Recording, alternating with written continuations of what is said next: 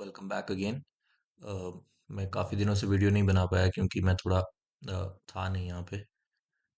तो last lecture हमने पढ़ा था फंक्शंस के बारे में कि फंक्शंस क्या होते हैं। ठीक है। तो होप कि आपने वो अच्छे से समझ लिया होगा। तभी हम आज का वीडियो आगे कंटिन्यू कर पाएंगे। तो आज हम पढ़ने वाले हैं बहुत इंपॉर्टेंट फंक्शंस और उनके कुछ ग्राफ्स के बारे में। ठीक है। तो लेट्स स्टार्ट।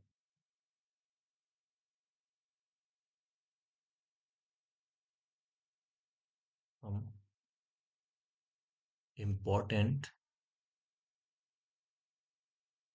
अगर आपको वीडियो स्लो लगे तो आप इसकी स्पीड बढ़ा सकते हैं।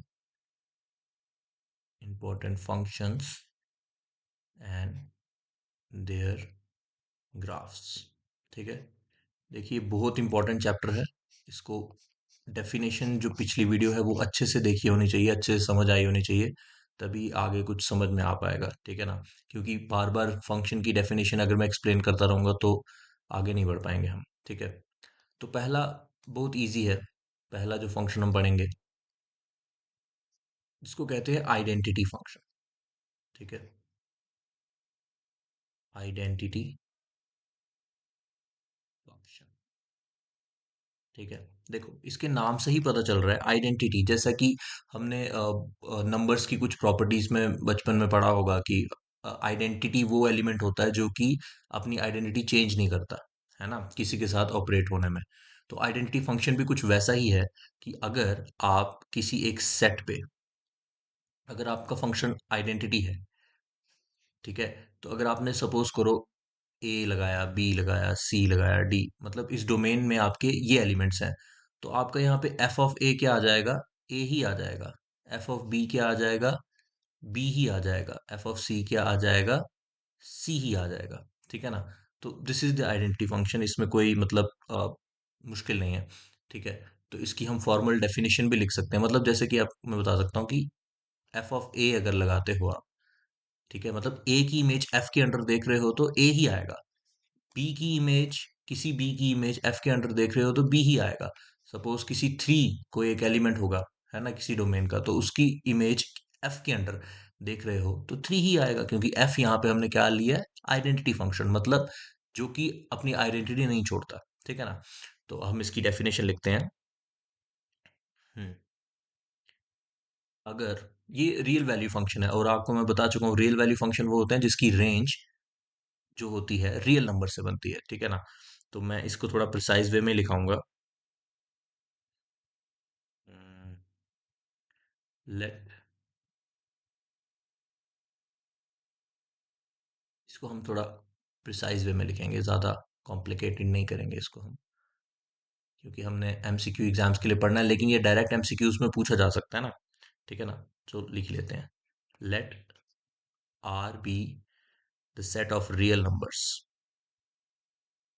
ठीक है ना। अभी हम रियल नंबर्स ही पढ़ रहे हैं तो उन्हीं पे लगेगा ये। ठीक है। रियल नंबर्स का कोई सेट है तो हमने उस पे क्या किया? एक रियल वैल्यू फंक्शन डिफाइन किया। Define real valued function. Real valued function क्या होता है हमने पढ़ा है, वो फंक्शन जिसकी रेंज के सारे एलिमेंट रियल नंबर होते हैं। तो अभी तो हमने वही पढ़े हैं जिनके सारे रियल वैल्यू ही होते हैं, है ना। और कैसे डिफाइन किया हमने? F from R to R, this R is real number. ठीक है। F from R to R ऐसा डिफाइन किया है कि हर एक एक्स की इमेज हमें एक्स ही मिलती है, for all x in R. ठीक है। This R is real number, मतलब आप इस रियल नंबर के अंदर के कितने भी एक्स उठा लो उनकी इमेज आपको एक्स ही मिलेगी, मतलब एफ के अंडर उनकी इमेज एक्स ही मिलेगी, है ना। तो ये होता है आपका आइडेंटिटी फंक्शन। ठीक है। इसी को कहते हैं हम आइडेंटिटी फंक्शन। ठीक है। और इसका ग्राफ भी हमें समझना है। इसका ग्राफ कुछ इस टाइप का होता है।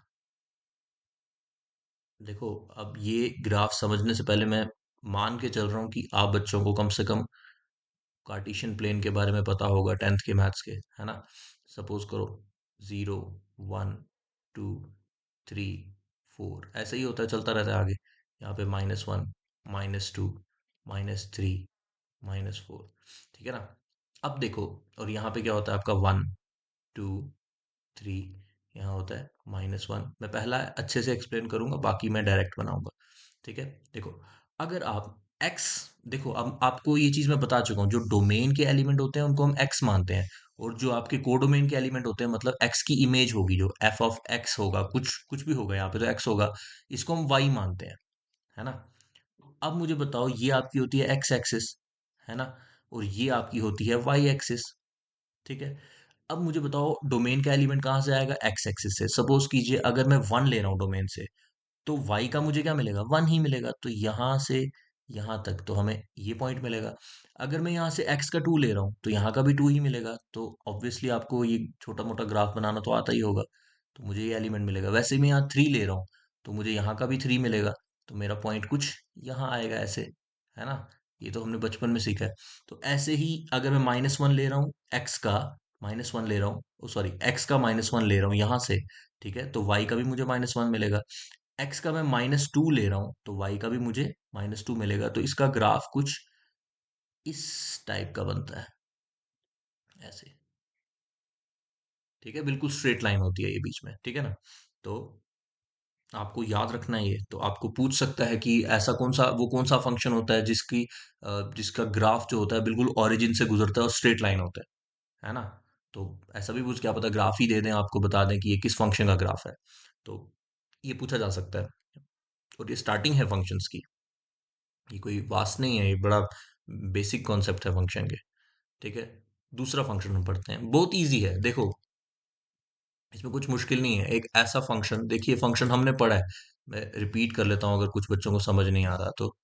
क्योंकि फंक्शन की डेफिनेशन क्या थी? फंक्शन क्या था? एक सेट ऑफ रूल, मतलब एक रूल था जो कि किसी सेट के एलिमेंट को अप्लाई होता था। जैसे यहाँ पे 2 है, 4 है, 6 है, मैं कहता हूँ भाई तुम्हारा रूल लो तुम, ऐसा कि स्क्वायर कर दो सारे एलिमेंट का, तो रेंज में कौन से एलिमेंट आएंगे? 2 का स्क्वायर 4, 4 का स्क्वायर 16, 6 का स्क्वायर 36, है ना। तो आपका फंक्शन ये था।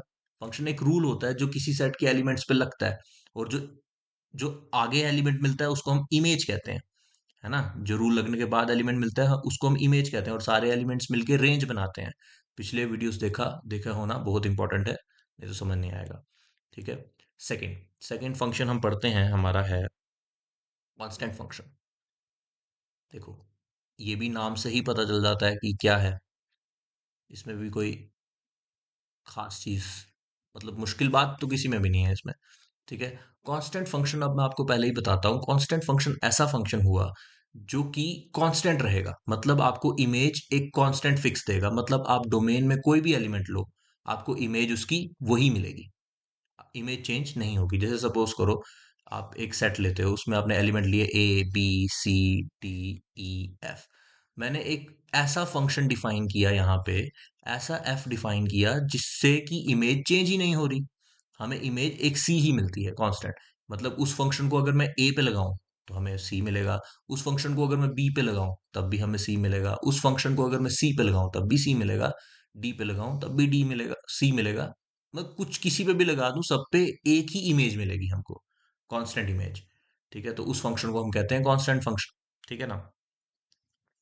तो इसको हम कैसे डिफाइन कर सकते हैं? f from r to r, ठीक है, f from r to r defined by y of, ऐसे लिख सकते हैं, defined by f of x, कोई भी x ले लो आप, इज इक्वल्स टू, हमें एक हमेशा कांस्टेंट मिलेगा, और इसको आप ऐसे भी लिख सकते हैं। हमें पता है ना, जो यहाँ पे एलिमेंट होते हैं वो y के होते हैं, तो f ऑफ x यहाँ पे होता है ना, मतलब f ऑफ a, तो इस f ऑफ a को ही तो हम y लेके चलते हैं, है ना। तो इसको पूरा लिख सकते हैं हम ऐसे। ठीक है, in for all x in are, domain हमने आर लिया ना यहाँ पे, ये डोमेन होता है, एक और डोमेन होता है ना, for all x in R. ठीक है, और यहाँ पे सी क्या है हमारा? वेयर सी इज कांस्टेंट, मतलब सी चेंज हो ही नहीं रहा। ठीक है, सी चेंज नहीं हो रहा। ठीक है, समझ में आया। और इसमें ऐसे फंक्शन की रेंज क्या होती है? ऑब्वियसली रेंज में एक ही एलिमेंट आना है, सी। ठीक है, ये भी आपको पूछा जा सकता है। अभी बिल्कुल बेसिक छोटी मोटी चीजें हैं, लेकिन पढ़ी हो तो ही समझ में आएंगी। ठीक है, और इसका ग्राफ भी आप गैस कर सकते हैं कि कैसा होगा। ठीक है, ये देखिए,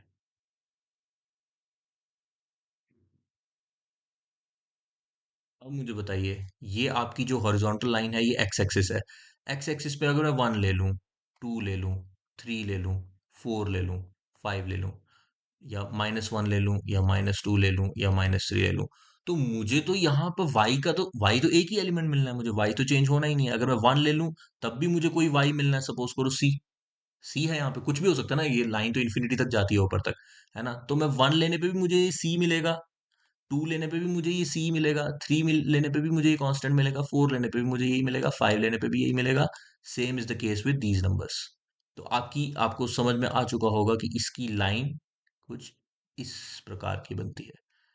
कांस्टेंट फंक्शन कुछ ऐसा होता है जिसका graph parallel to x axis है। ठीक है, graph is parallel to x axis. ठीक है, ओके, आपको समझ में आया होगा ये। अभी सी कुछ भी हो सकता है, 4 हो सकता है ना।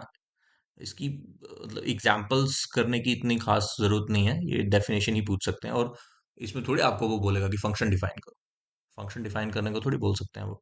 एमसीक्यू आने हैं हमको, तो हमें पता चल जाएगा कि भाई ऐसा कौन सा फंक्शन है जो एक ही इमेज देता है, मतलब जिसकी इमेज फिक्स रहती है, कांस्टेंट, तो वो कांस्टेंट फंक्शन है। ऐसा कौन सा फंक्शन है जिसकी इमेज चेंज ही नहीं होती, मतलब जो एलिमेंट को चेंज, आइडेंटिटी चेंज नहीं करता। ए की इमेज ए ही लेके आएगा, बी की इमेज बी ही लेके आएगा। ठीक है ना, तो वो फंक्शन यही हो ना, f of x is equal to x. मतलब एक्स को कोई इफेक्ट ही नहीं डालना है आपको, एक्स को एक्स ही रखना है ना। तो वो हो गया कॉन्स्ट आइडेंटिटी। अब तीसरा हमारा फंक्शन आता है,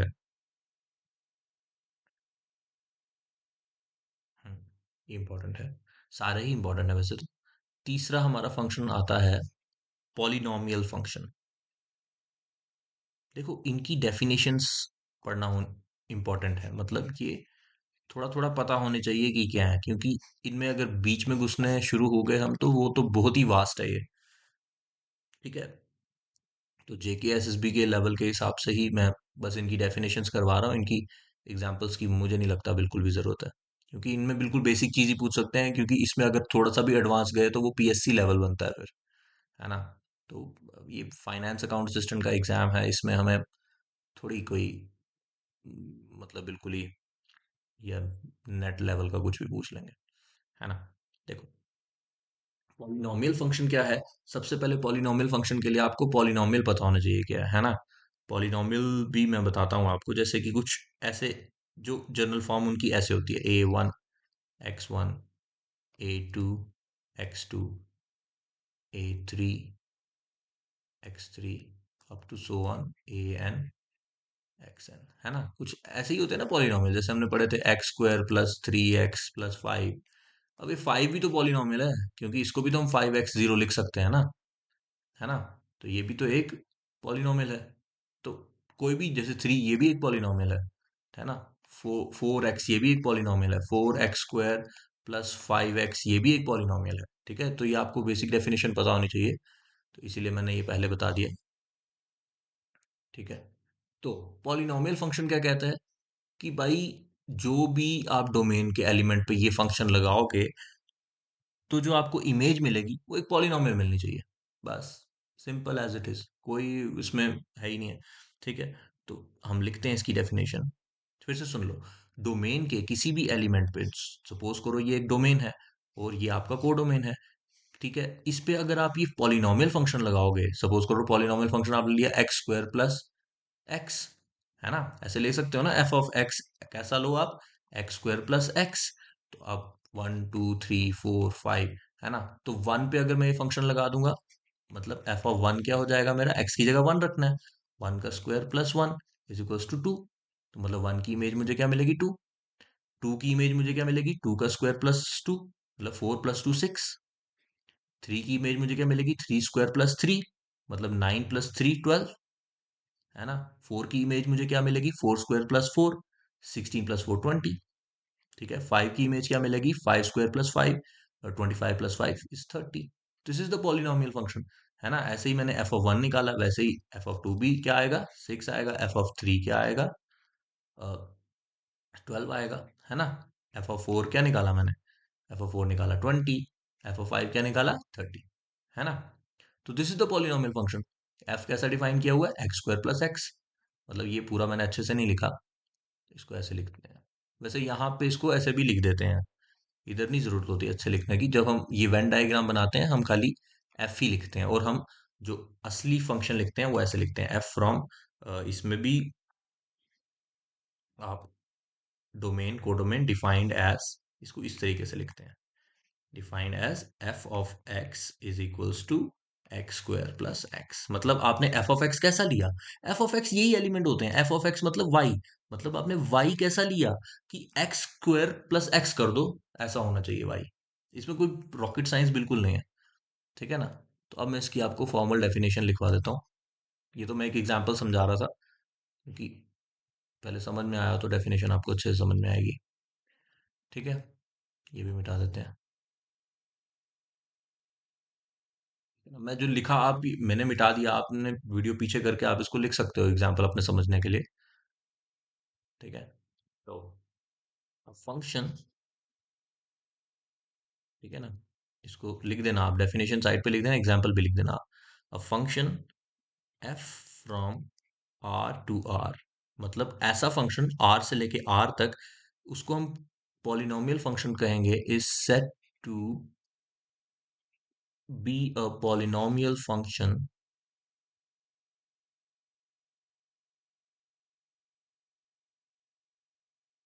पॉलिनोमियल फंक्शन इफ फॉर, देखो इसकी लैंग्वेज समझ में आनी चाहिए, if for each x in R, मतलब हर एक एक्स, आर के हर एक एक्स के लिए, मतलब आर के हर एक एलिमेंट के लिए। अब एक्स कहाँ का एलिमेंट होता है, डोमेन का, मतलब इस आर की बात चल रही है, इसके हर एक एलिमेंट के लिए हमें हर एक एलिमेंट के लिए हमें एक ऐसा वाई मिले जो कि एक पॉलिनोमियल हो, बस यही लिखने वाला हूं मैं। If for each x in R we get we get y is equals to, मतलब y is equals to f of x, और कैसा एफ ऑफ एक्स मिले, ऐसा ए नॉट या ए जीरो भी बोल सकते हैं, a one x plus a two x square plus a three x cube up to so on a n x n. तो ये जर्नल फॉर्म है उसी पॉलिनोमियल की जो मैंने लिया, एक्स स्क्वायर प्लस एक्स, है ना, ये जर्नल फॉर्म है उसी की। ठीक है ना, तो ये है ना इसी की जैसा, एक्स स्क्वायर प्लस एक्स। ठीक है, जनरल फॉर्म लिखते हैं ना, तो कभी भी डेफिनेशन कोई लिखेंगे तो उसमें एक पॉलिनोमियल थोड़ी लिखूंगा मैं, उसकी जनरल फॉर्म लिखूंगा। जैसे ए जीरो किसको रिप्रेजेंट कर रहा है, किसी कांस्टेंट को, है ना, जैसे 3 4 5, ए वन एक्स कैसे रिप्रेजेंट कर रहा है, 3x, ए टू एक्स स्क्वायर कैसे कर रहा है, 3x स्क्वायर, ये किसको कर रहा है, 3x क्यूब, है ना। तो ये जनरल फॉर्म लिखी जाती है यहाँ पे। ओके, तो इसकी एग्जाम्पल भी मैंने आपको, मैं वापस लिख देता हूँ। सपोज करो ये है, एफ कैसा डिफाइन है, 1 2 3 4 5, ठीक है, एफ, और हमें इमेज कौन सी मिल रही है, वन की इमेज हमें क्या मिली थी, टू, टू की इमेज हमें क्या मिली थी, सिक्स, थ्री की इमेज 12, फोर की इमेज 20, फाइव की इमेज 30। ठीक है, कैसा है, एफ फ्रॉम आर से लेके आर तक डिफाइंड एज ऐसा, एफ ऑफ एक्स कैसा होना चाहिए, एक्स स्क्वायर प्लस एक्स, और इस एफ ऑफ एक्स को आप वाई की इक्वल मानते हो, क्योंकि ये सारे एलिमेंट क्या होते हैं, एक्स होते हैं, और ये सारे एलिमेंट क्या होते हैं, वाई होते हैं, है ना। दिस इज व्हाट, ये टू क्या है, एफ ऑफ वन है टू, है ना, वन की इमेज है टू, मतलब एफ ऑफ वन है टू, मतलब ये वाई टू है ना, यहाँ पे y six, y 12, y 20, y 30, है ना। तो थोड़ा एक्सप्लेन कर रहा हूँ ताकि पिछली वीडियोस में किसी को अगर कोई डाउट हो तो क्लियर हो जाए। ठीक है, हाँ, ये थोड़ा है। इसकी एग्जांपल एक और देखो, ऐसा भी हो सकता है एफ ऑफ एक्स कोई ऐसा हो, एक्स स्क्वायर, है ना, एक्स स्क्वायर, ये भी तो एक पॉलिनोमियल फंक्शन है, देखो। अब एक ये लिया डोमेन, ये लिया कोडोमेन, डोमेन में हमने कौन सा एलिमेंट ले लिए, 0 1 2 3, फिर -1 -2। ठीक है, अब मुझे बताओ एफ कैसा डिफाइन किया मैंने, एक्स स्क्वायर, ठीक है, for all x in D, suppose करो ऐसा डी ले लिया हमने, है ना, डोमेन। तो -2 की इमेज हमें क्या मिलेगी, -2 का अगर मैं स्क्वायर कर दूंगा तो क्या मिलेगा मुझे, 4 ही तो मिलेगा, है ना। -2 का स्क्वायर तो 4 होता है, -1 का स्क्वायर क्या होता है, 1 होता है, 0 का स्क्वायर 0 होता है, 1 का स्क्वायर 1 होता है, 2 का स्क्वायर 4 होता है, 3 का स्क्वायर 9 होता है ना। तो समझ में आया। तो ये आपका एक पॉलिनोमियल फंक्शन है, क्यों, क्योंकि आपको जो एलिमेंट्स मिल रहे हैं रेंज के, वो एक पॉलिनोमियल्स है। ठीक है, तो इसका भी ग्राफ होता है पॉलिनोमियल पॉलिनोमियल फंक्शन का। मतलब पॉलिनोमियल फंक्शन का एक पर्टिकुलर ग्राफ नहीं बन सकता ना, क्योंकि आप बहुत सारे पॉलिनोमियल लेते हो। जैसे हमने लिया एक f of x is equal to x square, इसका ग्राफ कुछ कुछ ऐसा बनेगा।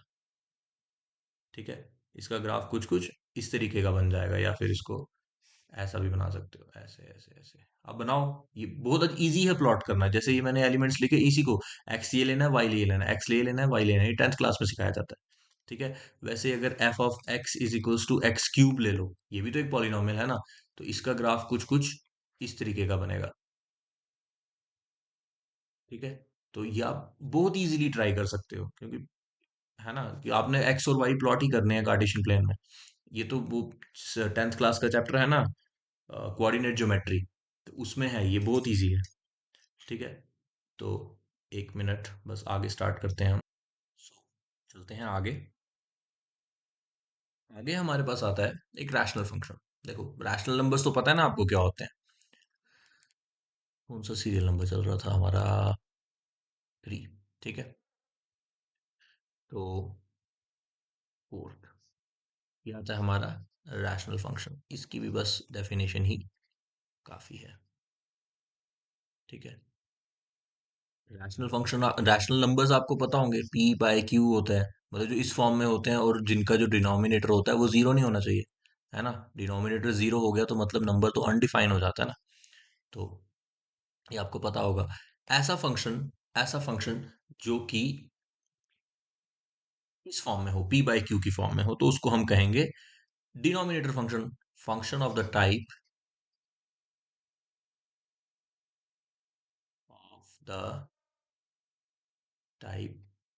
F of x by g of x. ठीक है, मतलब इस फॉर्म में हो where f of x and g of x are polynomial होने चाहिए इसमें। ठीक है ना, मतलब देखो, मैं बताता हूँ, अभी एग्जांपल दूंगा। Where f of x and g of x are polynomial and g of x is not equal to zero. देखो, for example, f of x कैसा ले लिया आपने? 1/x।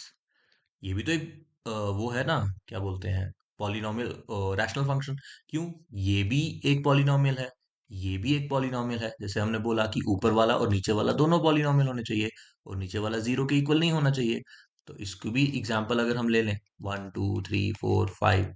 ठीक है, तो इसकी हमें क्या एलिमेंट्स मिलते हैं? वन का क्या मिलेगा? वन मिलेगा। टू का क्या मिलेगा? 1/2। थ्री का क्या मिलेगा? 1/3। फोर का क्या मिलेगा? 1/4। है ना, this is the rational function. ठीक है, नो प्रॉब्लम एट ऑल। ठीक है, और इसका ग्राफ कुछ कुछ इस प्रकार का बन जाएगा। इसका ग्राफ भी इंपॉर्टेंट है आपको, वैसे ग्राफ ये सारे इंपॉर्टेंट हैं, लेकिन चांसेस कम है कि ये पेपर में ग्राफ्स पूछ सकते हैं। मुझे नहीं लगता कि इतना भी, क्योंकि सिलेबस ही ऐसा है ये। ग्राफ्स तो पूछ सकते हैं, लेकिन इसमें जो डेप्थ है ना, वो इतनी डेप्थ नहीं आ सकती अभी। ठीक है, क्योंकि उस डेप्थ को पढ़ने के लिए बहुत टाइम चाहिए। देखो, इसका ग्राफ कुछ कुछ ऐसा बनता है।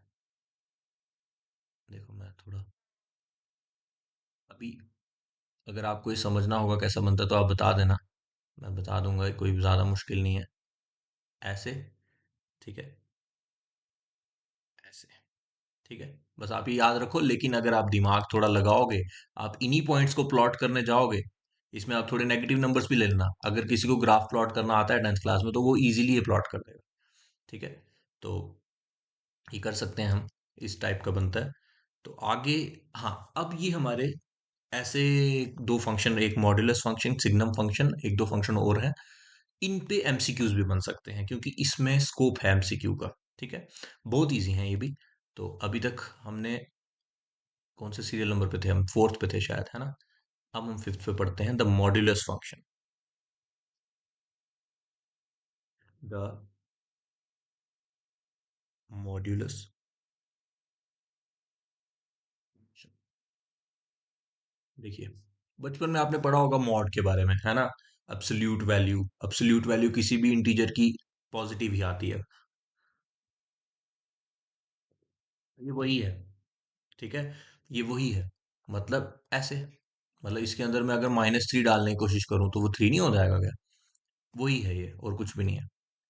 ठीक है, मतलब ऐसा फंक्शन जो कि हमेशा एक पॉजिटिव वैल्यू लेके आए हमें आंसर में दे। मतलब इसको ऐसे कह सकते हैं, एफ ऑफ एक्स ऐसा हो जो मॉड के अंदर रखे हर चीज को। ठीक है, अब इसकी मैं डेफिनेशन लिखता हूं आपके लिए। द फंक्शन द फंक्शन कैसा फंक्शन? आर से लेके आर तक। देखो अभी हम रियल नंबर्स ही पढ़ रहे हैं, तो ऑब्वियसली डोमेन को डोमेन के एलिमेंट रियल वैल्यू फंक्शन पढ़ रहे हैं ना। Real function, real value function. Real function वो होते हैं जिनकी डोमेन रियल होती है। रियल वैल्यू फंक्शन मतलब जो वैल्यू रियल देते हैं, मतलब जिनकी रेंज रियल होती है। ठीक है, तो the function f from R to R कैसा डिफाइन किया जाए? वो डिफाइंड बाय कैसा? जैसा अभी ऊपर लिखा, ऐसा कि मॉड के अंदर रहे सारे एक्स, डोमेन के सारे एक्स मॉड के अंदर रहे, मतलब पॉजिटिव रहे। For each x in R, मतलब डोमेन के सारे एक्स ऐसे रहे। ये इस वाले आर की बात होती है। ठीक है ना, जब लिखता है ना for each x in R, मतलब डोमेन के सारे एलिमेंट। क्योंकि अभी तो हम डोमेन और कोडोमेन दोनों ही आर ले रहे हैं, तो बच्चे कंफ्यूज हो सकते हैं। इसका क्या मतलब है कि ईच एक्स इन आर? यहाँ तो नहीं, क्योंकि भाई एक्स तो डोमेन में ही होंगे, तो वो यहाँ नहीं हो सकते। यहाँ वाई होंगे। जो ये वाला आर है, यहाँ पे वाई होंगे, यहाँ पे एक्स होते हैं। ठीक है, तो चलते हैं आगे। For each x in are is called modulus function, is called modulus function. ठीक है, ठीक है, तो इसको और एक वे में भी लिखा जा सकता है। इसको ऐसे भी लिखा जा सकता है, एफ ऑफ एक्स कैसे होंगे? देखो, एफ ऑफ एक्स एक्स ही रहेगा अगर एक्स पॉजिटिव होगा। इफ एक्स इज पॉजिटिव मतलब greater than zero, greater than या इक्वल टू जीरो। ठीक है ना, पॉजिटिव नहीं होता इक्वल टू जीरो भी। ठीक है, और माइनस एक्स हो जाएगा अगर एक्स आपका लेस देन जीरो हो। ठीक है, समझ में आया? देखो मैं समझाता हूँ। ये लिखने का एक तरीका होता है, मतलब एफ ऑफ एक्स की वैल्यू एक्स ही आ जाएगी अगर एक्स जीरो होगा या जीरो से बड़ा होगा। मतलब अगर एफ वन ले लें तो आंसर वन ही आएगा, क्योंकि वो तो ऑलरेडी पॉजिटिव है। कि एक्स जीरो या जीरो से बड़े लेने हैं। मैं इसे इसी के आगे लिखता हूँ इनकी एग्जांपल्स, ताकि जब आप रिवाइज करो तो आपको समझ में आ जाए। ठीक है, देखिए, अगर x में जीरो या जीरो से बड़े लूं, मतलब x में वन ले सकता हूँ, x में टू ले सकता हूँ, x में थ्री ले सकता हूँ, ऐसे करते करते कितने भी ले सकता हूँ। वन की में कह रहा क्या है, अगर x आप जीरो या जीरो से बड़े लोगे तो आपकी इमेज x ही आ जाएगी, मतलब सेम ही आ जाएगी। मतलब वन की इमेज वन ही आएगी, टू की इमेज टू ही आएगी, थ्री की इमेज थ्री ही आएगी। ठीक है, अब आप बोलोगे कि माइनस एक्स कैसे आएगी इमेज फिर? देखो मैं बताता हूँ। एफ ऑफ एक्स की इमेज कह रहा है माइनस एक्स आ जाएगी अगर आप एक्स जीरो से छोटा लोगे। अब लो जीरो से छोटा, अगर आप -1 लेते हो, आप तो कह रहे थे, आप बोलोगे कि आप तो कह रहे थे यहाँ पॉजिटिव नंबर हमेशा आंसर आता है, लेकिन पॉजिटिव लाने के लिए यहाँ एक माइनस खुद से नहीं लगाना पड़ेगा हमको क्या? तो आया ना पॉजिटिव। ठीक है, कह रहा है कि x की इमेज -x आएगी अगर आप x जीरो से छोटा लोगे। फिर से लेते हैं जीरो से छोटा, अगर हम -2 ले लें तो इसकी इमेज क्या हो जाएगी? -x माइनस एक्स, एक्स तो -2 है, तो आया ना आंसर -2। ठीक है ना, क्योंकि माइनस वाले नंबर्स को आपको पॉजिटिव करने के लिए माइनस से ही मल्टीप्लाई करना पड़ेगा। अगर एक्स आप -3 ले लो तो इमेज क्या आ जाएगी? एक्स, -x मतलब माइनस माइनस ऑफ थ्री, तो आ गया ना फोर। ठीक है, so this is the modulus function and the graph is like this. ठीक है, वही सेम चीज है। अगर आप कोशिश करेंगे, अगर आपको थोड़ी बहुत प्लॉटिंग आती है, वैसे मैंने पहली एग्जांपल में थोड़ी बताई भी, अगर आपको नहीं आती तो आप थोड़ा पढ़ सकते हैं इसके बारे में, बहुत इजी है। ठीक है, और मैं भी पढ़ा सकता हूँ, लेकिन इस बीच में पढ़ाने लग गया ग्राफ तो, ये 10th का टॉपिक है ना, तो मुश्किल हो जाएगी। ठीक है, ठीक है, इसका कुछ इस प्रकार का बनता है ग्राफ। ठीक है, मतलब ये देखो ना, अब आपको पता होना चाहिए जो एक्स एक्सिस हमारा होती है हॉरिजॉन्टल लाइन, उसके ऊपर वाली सारी वैल्यू पॉजिटिव होती हैं। तो तभी तो ये मॉड्यूलस फंक्शन का ग्राफ ऐसे बना। मतलब आप एक्स की ये वाली वैल्यू ले लो, तब भी y आपको पॉजिटिव मिलेगा। x की ये वाली वैल्यूज ले लो, तब भी y आपको पॉजिटिव मिलेगा। ठीक है। So this is the modulus function. Now अब हम आगे जाएंगे। एक इंपॉर्टेंट फंक्शन है हमारे पास, सिग्नम फंक्शन। अगर नंबरिंग गलत हो गई तो प्लीज बियर विद मी। ठीक है। ये है हमारे पास सिग्नम फंक्शन, इसको साइनम फंक्शन भी कह देते हैं कुछ लोग। ठीक है। देखिए, सिग्नम फंक्शन के बारे में हम पढ़ते हैं। बहुत इजी है। देखो, मैं इतना दावे से कह सकता हूँ कि ये जो जितने भी फंक्शन पढ़े, ये इजी बहुत है, मुश्किल नहीं है। बस मैथमेटिक्स का स्ट्रक्चर काफी लेयर्ड होता है। पिछली लेयर पता हो तो ये काफी इजी है, नहीं पता होगा तो फिर तो ये इम्पॉसिबल टू अंडरस्टैंड है ना। और पता हो तो काफी इजी है। अब देखो, सिग्नम फंक्शन ऐसा फंक्शन है जिसमें हमें रेंज में सिर्फ तीन ही एलिमेंट मिलते हैं भाई। 0, 1 या -1, बस दैट्स इट। ठीक है। तो क्या इसमें इसमें याद रखना कोई मुश्किल चीज नहीं है। मतलब ऐसे फंक्शन जो हम कहाँ से लेते हैं, f from R to R, मतलब रियल नंबर से रियल नंबर पे। कैसे कैसे और वो डिफाइन कैसे होते हैं? डिफाइंड एज, मैंने कहा ना, आप एक्स के कोई भी एलिमेंट ले लो, मतलब डोमेन का कोई भी एलिमेंट ले लो, रेंज में आपको 0 मिलेगा, 1 मिलेगा या -1 मिलेगा। ठीक है। तो मतलब for each x in are, इस वाले आर का कोई भी एक्स आप उठा के ले लीजिए, तो आपको हमेशा क्या मिलेगा, या तो 1 मिलेगा, या तो 0 मिलेगा, या तो -1 मिलेगा।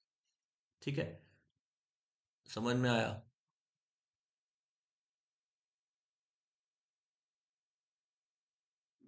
और अब वो कुछ कंडीशन होगी ना कि कब ऐसा होगा, कि कब 1 मिलेगा, कब 0 मिलेगा, कब -1 मिलेगा। 1 आपको तब मिलेगा जब आप x 0 से बड़ा लेते हैं। 0 आपको तब मिलेगा जब x आप 0 ले लेते हैं। और -1 आपको कब मिलेगा, जब आप x क्या लेते हैं, 0 से छोटा, मतलब नेगेटिव नंबर्स लेते हैं, बस।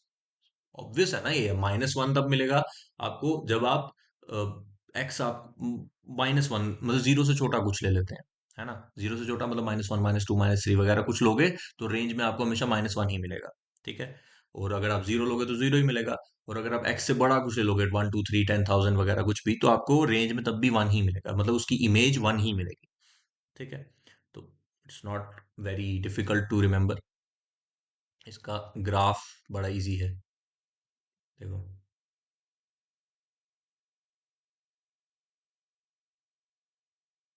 इसका ग्राफ देखिए, कुछ इस प्रकार का है।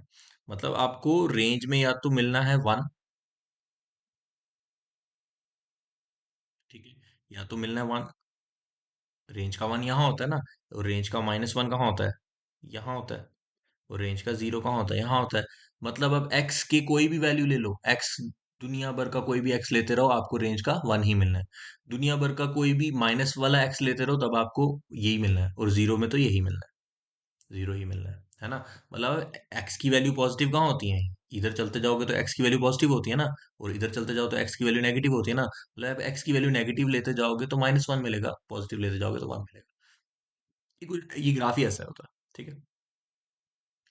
अब अब मेरे ख्याल से लास्ट है हमारा ग्रेटेस्ट इंटीजर फंक्शन। देखिए, इसका ग्राफ बहुत इंपॉर्टेंट है। बहुत से लोग ग्राफ को रट्टा बजवा देते हैं, लेकिन मैं कोशिश करूंगा कि आपको कुछ समझ में आए, ताकि याद रहे। समझने की गेम यही होती है कि याद रहना चाहिए। बिना समझे याद रखना मुश्किल हो जाता है। ठीक है ना। इसमें भी बहुत सारी चीजें, देखो मैथमेटिक्स में ये थ्योरी लिखने जाऊंगा तो बहुत मुश्किल हो जाएगा। जो मैं बोल रहा हूँ उसको आप समझने की कोशिश कीजिए। ठीक है ना। तो क्योंकि थ्योरी समझना थोड़ा मुश्किल हो जाता है पढ़ के, है ना। तो मैं मुझे लगता है मैं कोशिश तो कर रहा हूँ, इजी में ही, इजी लैंग्वेज में ही बोल रहा हूँ सब चीजें। अगर आपको फिर भी कोई डाउट हुआ तो आप नीचे कमेंट्स में मुझे पूछ सकते हैं। ठीक है। और ग्रेटेस्ट इंटीजर फंक्शन, अपनी सजेशंस भी दे सकते हैं ताकि मैं इम्प्रूव भी कर पाऊँ। Greatest integers function. ठीक है।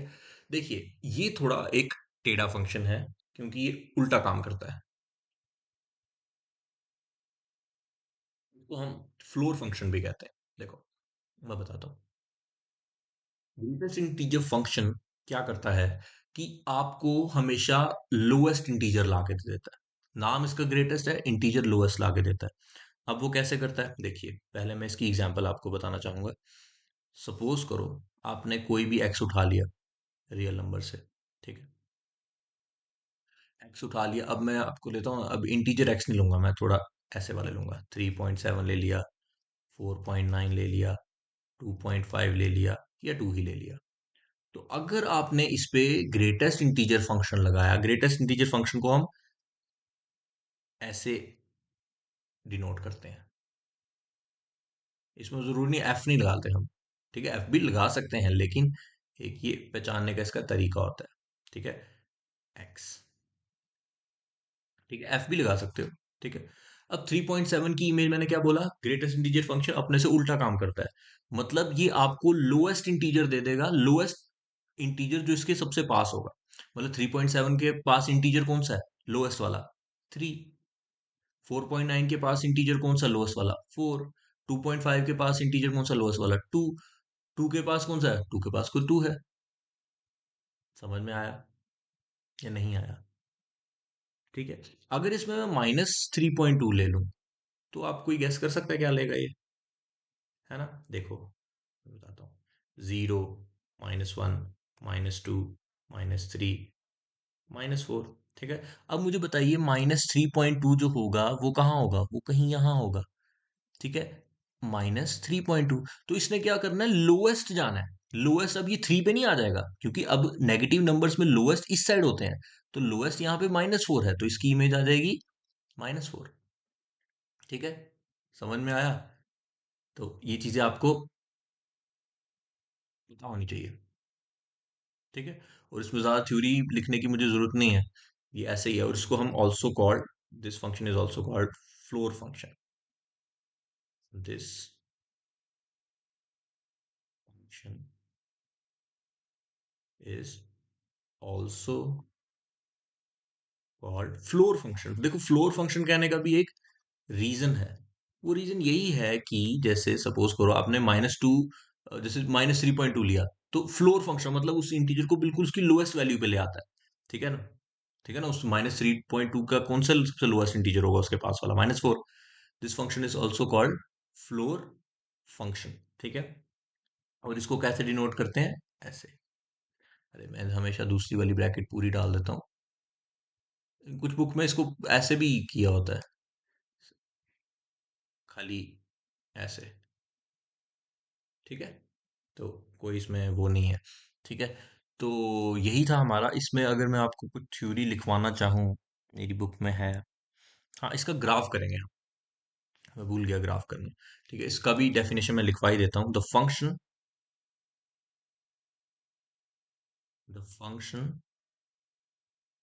ऐसा फंक्शन जो आर से लेके आर तक हो, डिफाइंड बाय, कैसा, एफ ऑफ एक्स कैसा डिफाइन किया है, ऐसे, ठीक है।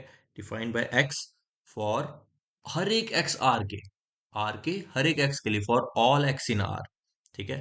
Assume the value of the greatest integer less than और इक्वल टू एक्स, ठीक है। अब ये लिखने की जरूरत नहीं है इतना, कि आपको समझ आ गया, ठीक है। फिर भी मैं लिख देता हूँ, चलो। Assume the value of greatest integer, अब कंफ्यूज हो सकते हैं ना, value of the greatest integer less than और इक्वल टू आर, ग्रेटेस्ट भी लेस देन और equal to R, sorry less than और इक्वल टू एक्स। मतलब एक्स आपने कोई लिया -3.2, तो इससे ग्रेटेस्ट इंटीजर वो लेना है जो इससे छोटा हो या इसके इक्वल हो। इससे छोटा हो तो वो तो -4 ही आ सकता है ना, समझे? ठीक है। Assume the value of assume the value of the greatest integer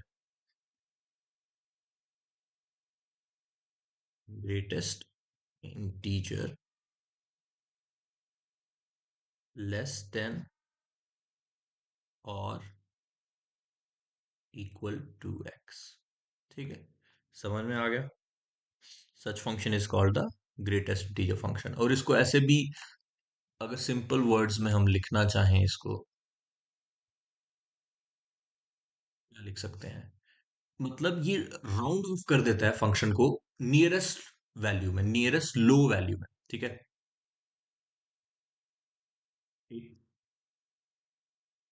round number down to nearest, छोड़ो ये लिखने की जरूरत नहीं है, ज्यादा थ्योरी नहीं लिखनी है हमको। ठीक है। हाँ, इसका जो ग्राफ है वो इम्पोर्टेंट है, वो हमारे लिए इम्पोर्टेंट है। लेकिन इसकी मैंने देखा इस बुक में ना कुछ एग्जाम्पल्स हैं, तो वो भी मैं आपको लिखवाता हूँ। जैसे कि एग्जाम्पल आप ले लीजिए, अगर आप एक्स, अब मैं ना ऐसे भी लिख देता हूँ क्योंकि वो थोड़ा मुश्किल होता है। एक्स, ठीक है, कुछ एग्जाम्पल करते हैं ताकि आपको प्रैक्टिस हो जाए। ग्रेटेस्ट इंटीजर फंक्शन की क्या वैल्यू आएगी अगर आपने एक्स क्या ले लिया, फॉर एक्स -1 से 0 के बीच में। मुझे बताइए, अगर आप -1 से 0 के बीच में एक्स की वैल्यू ले रहे हैं, ठीक है, नंबर लाइन पता होनी चाहिए। नंबर लाइन ये होती है, मतलब आप एक्स कौन सा डोमेन, ये डोमेन का एक्स है, ठीक है। आप कहाँ से ले रहे हो, 0 -1, मतलब एक्स की वैल्यू कहाँ ले रहे हो, एक्स यहां से कहीं से उठा रहे हो बीच में से। तो मुझे बताओ ग्रेटेस्ट इंटीजर क्या करेगा, लोएस्ट पॉसिबल इंटीजर पे ले जाएगा, मतलब -1, है ना। दूसरा एक एग्जाम्पल करते हैं, पढ़ाए थे मैंने, इंटरवल्स पढ़ाए थे आपको, ठीक है। फॉर एक्स कहाँ पे हो आपका, किसके बीच में हो, 1 और 0 के बीच में, ठीक है। 1 और 0 के बीच में, 1 यहाँ है, 0 यहाँ है। 1 और 0 के बीच में अगर आप एक्स ले रहे हो तो वो क्या करेगा, लोएस्ट इंटीजर पे ले जाएगा, मतलब 0 पे ले जाएगा, तो 0, ठीक है। अब आपका एक्स कहाँ हो, अगर फॉर एक्स आपका हो 1 और 2 के बीच में, एक्स 1 और 2 के बीच में हो। अब 2 इंक्लूड नहीं है, देखो मैंने आपको बताया था ये साइंस के बारे में, ठीक है ना, ये फंक्शंस बताए थे मैंने आपको। मतलब ये एक एक्स आपका क्या है, 1 और 2 के बीच में, इसमें 2 इंक्लूड नहीं है, 2 से छोटा है, लेकिन 1 इंक्लूड है, ठीक है। तो ऑब्वियसली आपका आंसर क्या आने वाला है, 1, ठीक है ना। जैसे यहाँ पे एक्स क्या है, 0 इंक्लूड नहीं है, 0 से छोटा है, -1 इंक्लूड है, ठीक है। तो एक और एग्जांपल क्या थी हमारी, एक्स आपका कहाँ पे है, 2 और 3 के बीच में, और 3 भी इंक्लूड नहीं है ना, 3 इंक्लूड नहीं है, तो ऑब्वियसली आंसर क्या आएगा, 2, छोटा, ठीक है। So this is the greatest integer function, और इसका ग्राफ हम देखते हैं यहाँ पे। देखिए इसका ग्राफ काफी इंपॉर्टेंट है। देखिए इसका ग्राफ कहता है कि 0, 1, 2, 3, 4, -1, -2, -3, -4, ठीक है, ये आगे चलता रहेगा, ठीक है। अब यहाँ पे भी बना देते हैं, 1, 2, 3, 4, -1, -2, -3, ठीक है। देखिए अब मैंने आपको बताया कि अगर आप 0 या 1 के बीच में नंबर लेंगे, 0 या 1 के बीच में नंबर लेंगे तो आपको आंसर क्या मिलेगा, 0, ठीक है। तो समझ में आ गया। और अगर आप x की वैल्यू आप 1 और 2 के बीच में लेंगे, मतलब यहां 1 और 2 के बीच में लेंगे, ठीक है, ठीक है, तो आपका आंसर क्या आएगा, 1, मतलब आप x की वैल्यू 1 और 2 के बीच में लेंगे तो आंसर आपका 1 ही रहना है, तो ग्राफ ऐसे ही नहीं बनेगा कुछ, है ना। और अगर आप अपनी वैल्यू 2 और 3 के बीच में लेंगे तो आंसर क्या रहेगा, 2, तो मतलब आपका ग्राफ कुछ ऐसा नहीं बनेगा, 2 और 3 के बीच में रहेंगे। ये गोला मैं क्यों लगा रहा हूँ, 2 इंक्लूड नहीं है, 2 मैंने इस वाले ग्राफ में इंक्लूड किया, क्योंकि 2 और 3 के बीच में अगर मैं वैल्यू लूंगा तो आंसर मेरा 2 आना है, तो वो मुझे ऊपर बनाना है, ठीक है। और अगर आप 3 और 4 के बीच में वैल्यू लेंगे तो आंसर क्या आएगा, 3, है ना। ऑब्वियसली एक्स की वैल्यू आप अगर 3 और 4 के बीच में लेंगे तो आपका आंसर आने वाला है 3, मतलब ये और 4 इंक्लूड नहीं, 4 वैसे ही अगले में इंक्लूड होगा, ठीक है। सेम ऐसी ही लाइंस आपकी कुछ कुछ यहां बनेंगी, कुछ कुछ यहां बनेंगी, कुछ कुछ यहां बनेंगी, ठीक है। समझ में आया, this is the graph of the greatest integer function, ठीक है। तो होप कि आपको समझ में आया होगा। इसको हम फ्लोर फंक्शन भी कहते हैं। ऐसा एक और फंक्शन भी होता है, वो भी हम पढ़ लेते हैं, ठीक है। नंबरिंग मुझे याद नहीं क्या थी, अब मैं डाल देता हूँ 7, ठीक है। उसको कहते हैं स्मॉलेस्ट इंटीजर फंक्शन, वो भी इसी की तरह है और इसी की तरह उल्टा है वो। अब वैल्यू, इसका नाम स्मॉलेस्ट है लेकिन वैल्यू छोटी नहीं करता, बड़ी करता है। तो इसीलिए इसको हम सीलिंग फंक्शन भी कहते हैं। ठीक है, स्मॉलेस्ट, देखो आपको बस पता होना चाहिए कि क्या कर रहा है, आपको एमसीक्यू पूछना है उसने, ठीक है ना। तो ये चीजें आपको बस पता होनी चाहिए, ये कोई ज्यादा मुश्किल चीजें नहीं है याद रखने के लिए। ठीक है, देखिए स्मॉल इंटीजर फंक्शन क्या होगा, जो वैल्यू को आपका मतलब बड़ी वैल्यू देगा। नाम इसका स्मॉलेस्ट है लेकिन वैल्यू बड़ी देगा। और इसको कैसे डिनोट करते हैं, ऐसे, ये नहीं होता। ठीक है, डिनोटेड बाय दिस, मतलब एफ ऑफ एक्स आपका ऐसा होता है। जैसे सपोज करो, अब इसमें आप क्या करेंगे, अगर लेते हैं आप 3.5, तो आंसर क्या आएगा, 4। ठीक है, इसमें आप लेते हैं अगर 4.8, तो आंसर क्या आएगा, 5।